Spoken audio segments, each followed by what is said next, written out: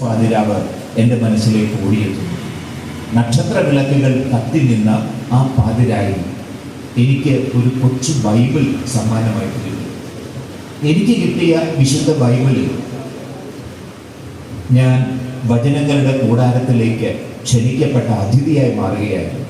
ശ്രദ്ധയോടെ ഞാൻ ബൈബിൾ വായിച്ചു. ഞാനൊരു ശിശുവായിരുന്നപ്പോൾ ബൈബിൾ വായിച്ചു.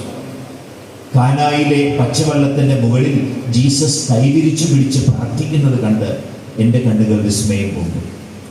അലറി മറിയുന്ന തിരമാലകൾക്ക് മുകളിൽ യേശു ഉയർന്നു നിന്നുകൊണ്ട് ശാന്തമാകൂ എന്ന് കൽപ്പിച്ചപ്പോൾ തിരമാലകൾ അവനെ അനുസരിക്കുന്നത് കണ്ട് ഞാൻ അത്ഭുതപ്പെട്ടു.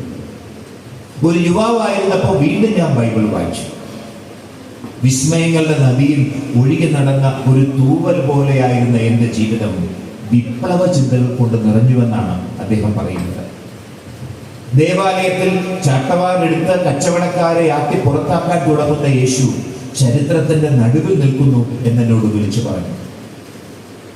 മനുഷ്യൻ ശാപത്തിന് വേണ്ടിയല്ല, ശാപത്ത് മനുഷ്യന് വേണ്ടിയാണ് എന്നാണ് ഈശോ എന്ന് പറഞ്ഞത്.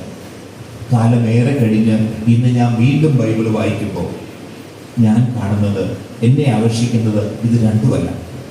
കുരിശിൽ കിടക്കുന്ന ജീസസ് താഴേക്ക് ഇറങ്ങി വരൂ എന്ന വെല്ലുവിളി കേട്ടിട്ട് അവൻ താഴേക്ക് ഇറങ്ങി വന്നില്ല എന്നുള്ളതാണ് എന്നെ അത്ഭുതപ്പെടുത്തുന്ന കാര്യം. യേശു ചെയ്ത ഒരുപാട് അത്ഭുതങ്ങൾ ബൈബിൾ രേഖപ്പെടുത്തിയിട്ടുണ്ട്. പക്ഷെ ഞാൻ കാണുന്ന ഏറ്റവും വലിയ അത്ഭുതം ബൈബിളിൽ രേഖപ്പെടുത്തിയിട്ടില്ലാത്ത യേശുവിൻ്റെ ഒരു അത്ഭുതമാണ്. മറ്റുള്ളവർക്ക് വേണ്ടി ഒരുപാട് അത്ഭുതങ്ങൾ അവൻ ചെയ്തിട്ടുണ്ട്.